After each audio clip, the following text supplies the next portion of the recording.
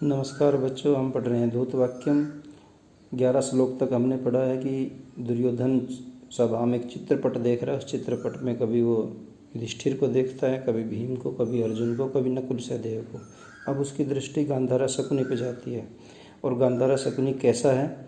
ऐसा गांधार राज, श्लोक नंबर 12 बोलिएगा। अक्षां क्षिपन् सकितवः प्रहसन् सगर्वं संकोचयन्निव मुदं द्विषतां स्वकीर्त्या स्वैरासनो द्रुपदराजसुतां रुदन्तीं काक्षेण पश्यति लिखत्यभिखं न यज्ञः। कैसा है गांधार राज? दुर्योधन चित्रपट देख करके बता रहा है कि स गांधार राज गांधारा शकुनी अक्षान क्षिपन, पासों को फेंकता हुआ। क्षिप धातु से स्त्री प्रत्यय लगाओगे तो क्षिपन, उसी प्रकार जैसे पट से पठन पढ़ता हुआ, लिख से लिखन लिखता हुआ, उसी प्रकार क्षिप से क्षिपन माने फेंकता हुआ। किनको फेंकता हुआ? पासों को फेंकता हुआ। अक्षान क्षिपन। एक विशेषण है कितवह, कितवह माने धूर्त। एक विशेषण है सगर्वम प्रहसन, गर्वपूर्वक। प्रहसन उसी प्रकार से हसन, हंसता हुआ, गर्व से हंसता हुआ।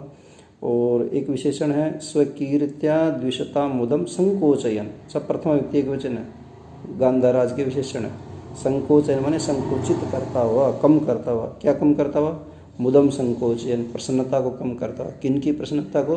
द्विषताम, द्विषताम माने प्रतिपक्षी, शत्रुओं की प्रसन्नता को कम करता हुआ। कैसे कम करता हुआ? स्वकीर्त्या, अपनी कीर्ति से।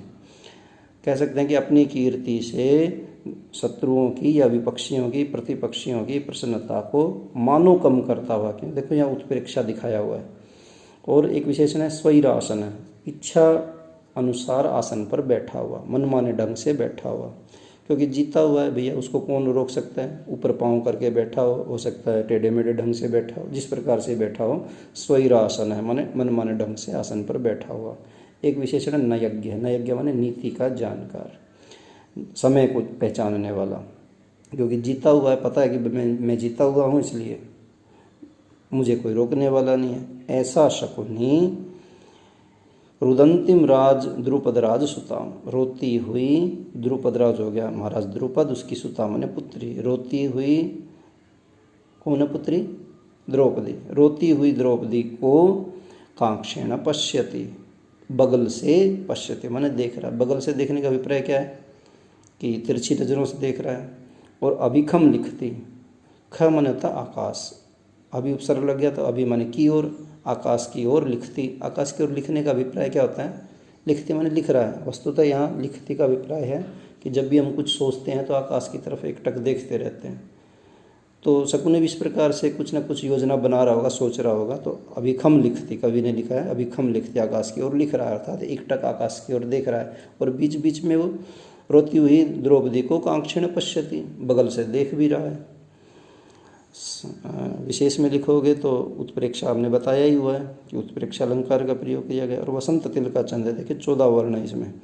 14 वर्णों का वसंत तिल का छंद होता है, समृत है। उक्ता वसंत तिल का तब जाओगे। बाकी कर्ता इसमें गांधार राज है। इसके विशेषण जितने सारे हमने बताए हैं। और क्रिया, 2 क्रिया दे रखी हैं, पश्यति और लिखती। चलिए आगे बढ़ें।